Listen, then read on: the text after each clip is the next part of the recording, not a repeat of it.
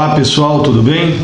Hoje nós vamos falar a respeito da defesa do réu. Nós já estudamos que o autor ele tem o direito de provocar o Poder Judiciário para, enfim, tutelar o seu interesse. E vimos que a forma com que o autor ele tem para provocar o Poder Judiciário é através da ação. Mas o autor ele tem o direito de ação e a Constituição lhe permite isso, mas de outro lado o réu tem o direito em se opor à pretensão do autor. Então, como a ação ela é um direito subjetivo do autor, o réu também tem um direito subjetivo de se defender da pretensão do autor. Então, não pode o réu ser demandado sem que haja oportunidade e que ele apresente a sua defesa. Isso é uma previsão constitucional, o princípio do contraditório, da ampla defesa, devidamente esculpido na Constituição Federal.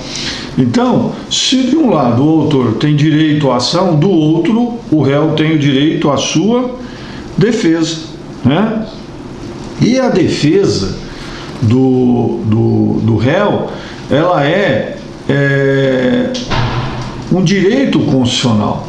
Não poderá, sob pena de ser decretada a nulidade do processo, o réu ser acionado sem que haja a possibilidade da sua defesa. É lógico que a defesa do réu ela é facultativa, no processo civil, no processo do trabalho. No processo penal, a defesa do réu não é facultativa, porque se ele não opõe a sua defesa no prazo legal, o juiz ele determinará a nomeação de um advogado para que possa fazer a defesa do réu, mesmo ele não querendo que a defesa seja feita, mesmo ele não comparecendo para se defender. Agora, no processo civil, no processo do trabalho, a defesa do réu ela é facultativa. O réu ele é chamado para se defender, mas se ele não quiser se defender, não haverá a defesa em seu favor, e nem por isso o processo será decretado nulo. E essa defesa do réu, ela tem algumas particularidades, seja no processo civil, seja no processo penal, seja no processo do trabalho. Nós vamos, gente, estudar isso mais adiante, quando estudarmos lá a defesa no processo civil, no processo penal. Vocês também, quando estiverem estudando o processo penal, vocês verão lá a defesa, como ela é feita no processo penal, no processo do trabalho. O nosso objetivo nesse momento é somente, de forma genérica, definir e esclarecer como as defesas são feitas nos respectivos processos. No processo civil, nós temos dois tipos de defesa. Nós temos a defesa de mérito e temos a defesa processual. Qual a diferença? A defesa processual ela é dirigida diretamente ao processo, e a defesa de mérito ela é dirigida ao pedido feito pelo autor. E a defesa processual ela é sempre preliminar à defesa de mérito. Então, se o réu ele tiver alguma defesa processual para fazer, ele o fará de forma preliminar, e após a defesa processual é que ele atacará o mérito propriamente dito. Que a defesa processual pode ser que o réu ele encontre alguma coisa no processo que faça com que esse processo tenha que se distender um pouco para regularizar aquela situação. Por exemplo, no caso de uma incompetência relativa ou absoluta, no caso em que o réu vem e alega a incompetência, o impedimento, a suspeição. Então, é uma defesa que ela não é dirigida ao pedido do autor, ou seja, não está impugnando o que o autor está pedindo, mas está impugnando algum defeito processual. Isso é defesa processual. E quando o réu ele alega essa defesa processual mas com o objetivo não de extinguir o processo, mas sim com o objetivo de consertar algum defeito no processo, nós chamamos de defesa processual dilatória, ou seja, ela vai dilatar o processo, ela vai estender um pouquinho o processo, mas sem, contudo, extingui-lo, né? É o caso quando se alega a incompetência do juízo. Uma vez reconhecida a incompetência do juízo, o processo não se extingue, ele será o quê? Encaminhado ao juízo competente, a mesma coisa do impedimento, né? Ou suspeição do juiz, né? E a defesa processual peremptória é aquela que visa extinguir o processo propriamente dito. Ela se dirige ao processo, mas com o objetivo não de regularizar uma situação, para que depois de regularizado o processo continue. No caso da defesa processual peremptória, o que há aí é o objetivo do réu em extinguir o processo. Isso quando ele, por exemplo, ele alega lá prescrição ou decadência, né? Ou falta de citação. Quer dizer, existem várias situações em que o réu, ele não objetiva somente regularizar o processo, mas sim em extingui-lo. Tanto a defesa processual peremptória quanto a defesa processual, né, dilatória, elas estão relacionadas, né, no processo civil, no artigo 337, que futuramente nós teremos a oportunidade de estudá-los, né? E temos a defesa de mérito no processo civil. Então, se porventura o réu tem alguma daquelas, né, motivações previstas no artigo 337, ele promove defesa processual preliminarmente, né, seja dilatória, seja peremptória, né? Põe lá, preliminarmente, falta de legitimidade de parte. Isso é uma defesa processual, né? A incompetência do juízo, né? Suspeição ou impedimento, tudo isso é defesa processual. Bom, depois de feita a defesa processual, se for o caso, ele não é obrigado, né, a fazer defesa processual, se ele não tiver, né, argumentos, motivação, lógico que ele não fará. Mas se tiver, ele faz a defesa processual e depois da defesa processual, ele passa agora a impugnar o mérito, ou seja, quando falamos mérito, gente, lembre-se de pedido. Mérito significa pedido. Então ele começa a impugnar o pedido, o mérito. E essa defesa de mérito, essa defesa que impugna o pedido, que chamamos de defesa de mérito, ela pode ser direta ou indireta, né? Direta quando o réu vai impugnar o próprio fundamento do pedido. Por exemplo, ele está sendo acionado porque o autor está querendo receber 10 mil reais. Ele vem na defesa e diz, não devo os 10 mil reais porque já paguei. Isso é o quê? Defesa de mérito direta, porque está impugnando o próprio fundamento do pedido, né? Aliás, já paguei não, porque não houve a compra e venda ou não houve o empréstimo. Então o autor vai lá e cobra o réu. O réu é citado para pagar 10 mil. Ele fala, não pago, por quê? Porque não devo. Não houve contrato de compra e venda, não houve o contrato de empréstimo, ou seja, ele impugna o próprio fundamento do pedido. Isso é chamado de defesa direta. Agora, a defesa indireta, no mesmo exemplo, ele está sendo cobrado para pagar 10 mil reais. Ele vem e diz, não devo porque já paguei. Não devo, porque a dívida foi novada, tá?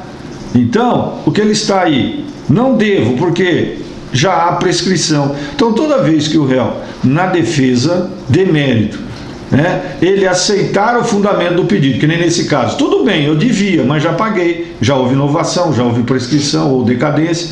Então, quando ele admite o fundamento do pedido, mas em contrapartida opõe fato modificativo, extintivo ou impeditivo do direito do autor, estamos falando de defesa de mérito indireta.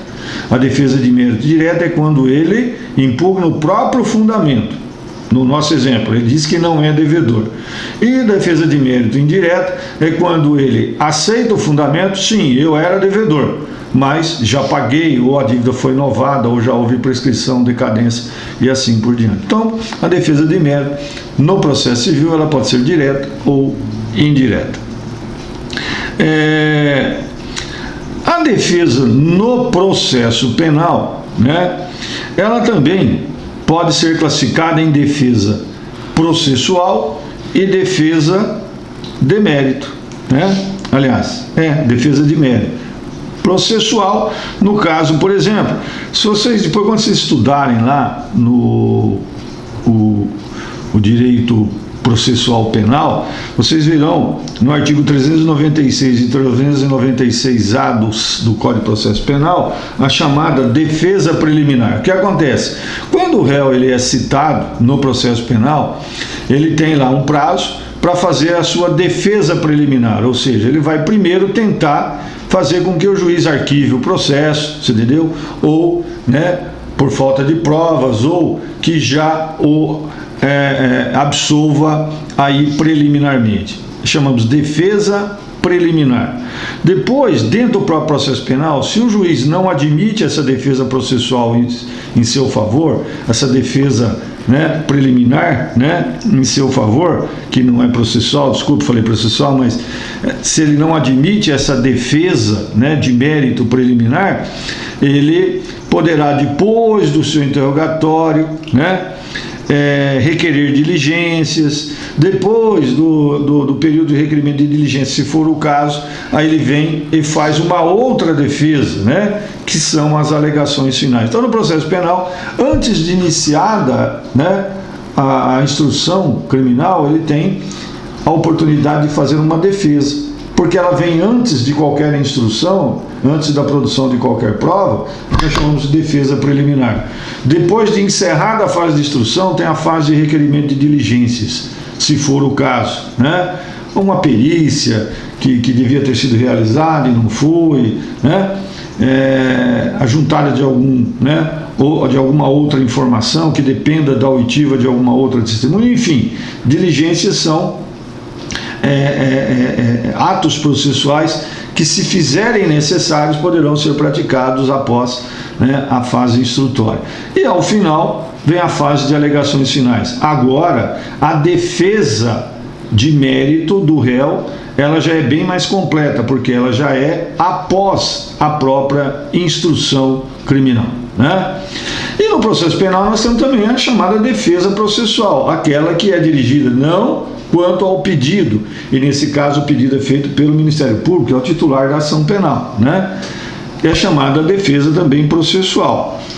A defesa processual no processo penal, ela pode consistir na alegação de incompetência do juízo, litispendência, coisa julgada, ilegitimidade de parte e suspeição, na forma do artigo 95. Se vocês forem no artigo 95 do CPP, vocês verão lá que essas defesas são chamadas defesas processuais, né? Por quê? Porque, na realidade, elas não visam a impugnação do próprio pedido, mas sim a impugnação a determinadas irregularidades processuais, né?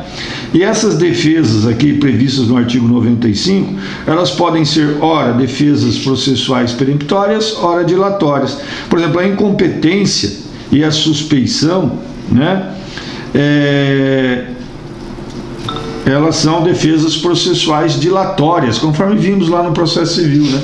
Por quê? Elas visam somente a correção de defeitos e depois o processo continua. Agora, no caso da coisa julgada, né?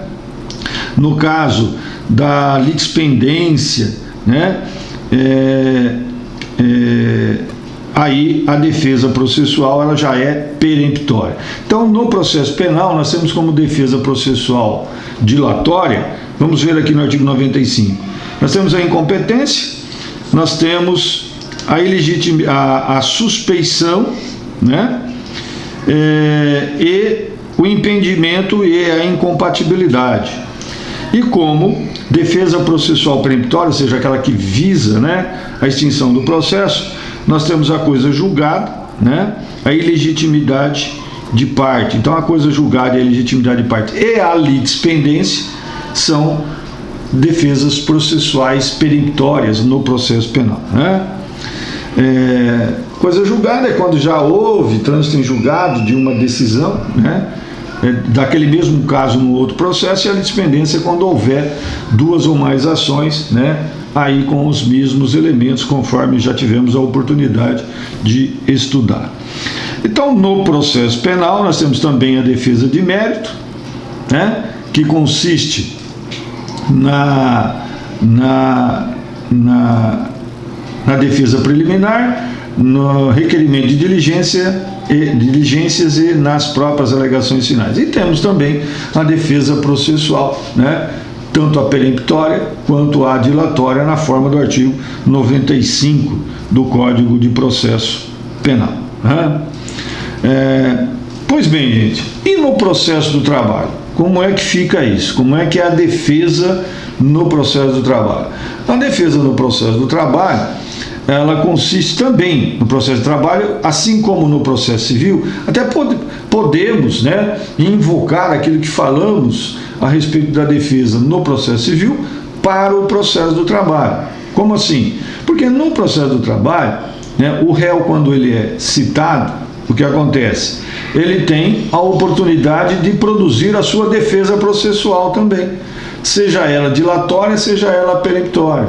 Dilatória, ele pode alegar incompetência do juízo, ele pode alegar impedimento, suspeição, né? Peremptória, ele pode alegar prescrição, pode alegar decadência. Então, no processo do trabalho, o réu, né, que é o reclamado, né, poderá também se valer da defesa processual, seja peremptória, seja dilatória. E também tem a defesa de mérito, né? A defesa de mérito lá no processo do trabalho.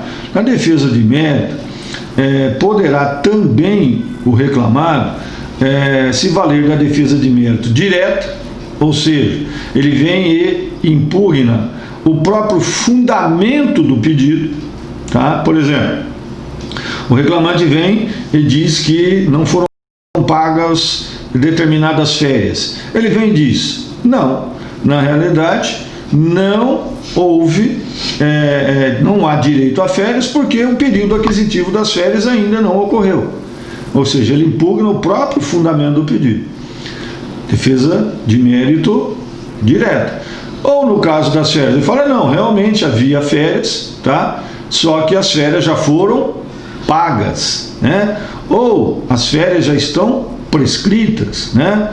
Então, o que acontece? Se porventura o reclamado não requereu as férias, né, lá no prazo de 5 anos, dentro do contrato de trabalho, vocês aprenderão isso no direito do trabalho, prescrevem-se as verbas trabalhistas num período de 5 anos, né, dentro do contrato do trabalho, ou após extinto o contrato de trabalho, a prescrição se dará no prazo de 2 anos.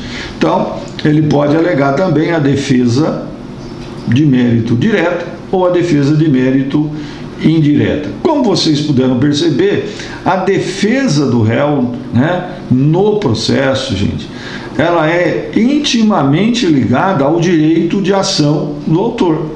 Então, se por um lado o autor tem direito em acionar o réu, né, e isso está previsto também na Constituição Federal, o réu, por seu turno, ele tem o quê? Ele tem o direito de oferecer resposta, né? Sempre lembrando que a resposta do réu no processo civil e no processo do trabalho, ela não é obrigatória. Se o réu não a exerce, ele terá um ônus processual, né? E qual é o ônus processual pela falta de defesa do réu? É a revelia. E nós vamos estudar isso mais adiante. O que é a revelia? Só adiantando. A revelia nada mais é, tá, do que o ato de não contestar a ação. Isso no processo civil e isso no processo do trabalho. Se o réu não contesta a ação, o efeito principal da revelia é o do juiz poder considerar como verdadeiro ou verdadeiros todos os fatos alegados pelo autor, né? Então esse é um efeito grave que poderá ocorrer, né, aí para o réu, mas o réu não é obrigado de nenhuma forma a contestar isso no processo civil e no processo do trabalho. No processo penal não há essa facultatividade da defesa por parte do réu. O réu é obrigado a se defender. Mas se ele não quiser, alguém pode perguntar, o réu não quer se defender, como é que faz? Mesmo assim, tá?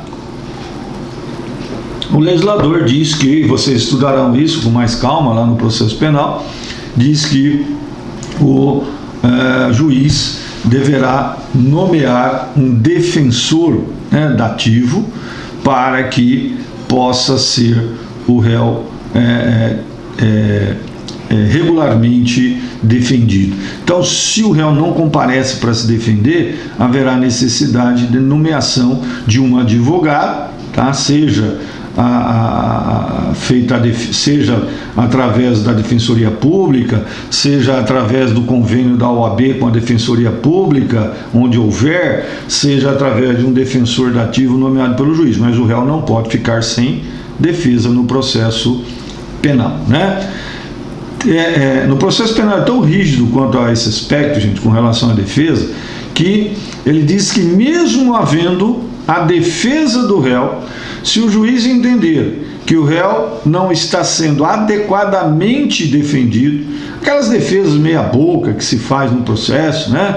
O juiz, ele pode o quê? Declarar o réu indefeso e tirar o advogado que está na sua defesa e nomear-lhe outro para que essa defesa seja adequadamente efetuada. Então, como vocês podem perceber, a defesa do réu, né, ela é facultativa, somente no caso do processo civil e do processo do trabalho. E assim mesmo, facultativa quando se tratar de direito disponível, porque se o direito for indisponível, né, a falta de defesa do réu não acarretará o que chamamos de revelia. Agora, no processo penal, a defesa do réu sempre será obrigatória, ou feita voluntariamente por este, tá? Ou feita através da nomeação de um defensor aí pelo juiz, que pode ser a Defensoria Pública, que é a titular da defesa dos interesses dos necessitados, né? Mas às vezes, em muitas ocasiões, a Defensoria Pública ela mantém convênio com outro órgão, como é o caso do Estado de São Paulo. Nós temos o convênio da Defensoria Pública com a própria OAB, que tem lá, né, advogados conveniados tal, para fazerem aí as defesas, e ainda onde não houver esse convênio da Defensoria Pública com a OAB e a Defensoria Pública não for capaz, ou seja, não tiver possibilidade de fazer a defesa, o juiz assim fará a nomeação de um defensor dativo, né? Então, a defesa do réu ela é, né, obrigatória, né, no processo penal. No processo civil e no processo do trabalho ela é facultativa. Se não for feita, acarretará a revelia. Mas se o direito for indisponível, não haverá a ocorrência da revelia. E o direito indisponível, gente, é aquele direito do incapaz, né, do menor, do maior, né, declarado incapaz, aqueles interesses, né, atinentes à fazenda pública, né, nós chamamos de interesses primários, né? Então, esses são chamados, né, direitos indisponíveis. E a defesa do réu, né, se não exercitada nos casos em que ela é obrigatória, né, haverá o quê? Haverá a nulidade do processo. Não confunda, quando eu falei que no processo civil e no processo do trabalho a defesa do réu ela é facultativa, o que há necessidade, o que a lei obriga, gente, é a citação do réu para que ele possa produzir a sua defesa. Não é a ausência da defesa propriamente dito, porque se o réu foi devidamente citado, tá, no processo civil e no processo penal, e ele não quer se defender, sem problema, o processo continua, tá? Só devemos observar se é direito indisponível, não ocorrerá a revelia. Se não for direito indisponível, o processo continua. Aplica-se o efeito da revelia, se for o caso, e bola para frente, né? Então, não é a falta da defesa no processo civil e no processo do trabalho que induzirá a decretação da nulidade, e sim a falta de citação propriamente dita, né? Inclusive, a falta de citação é fundamento para se alegar a defesa processual peremptória, né, conforme vimos, né, assim, né? Agora, no processo penal, repito, é obrigatória a defesa do réu, seja através dele mesmo, voluntariamente, seja através da nomeação de um defensor pelo juiz, porque no processo penal não se admite que o réu seja processado sem que tenha direito à sua defesa. Então, resumindo, se de um lado nós temos o direito do autor em promover a ação, do outro nós temos o direito do réu em impugnar a pretensão do autor, né? Esse direito no processo civil e no processo do trabalho exerce o réu se quiser. No processo penal é obrigatório o exercício desse direito, seja voluntariamente pelo réu, seja através de nomeação de um defensor aí, né, pelo juiz.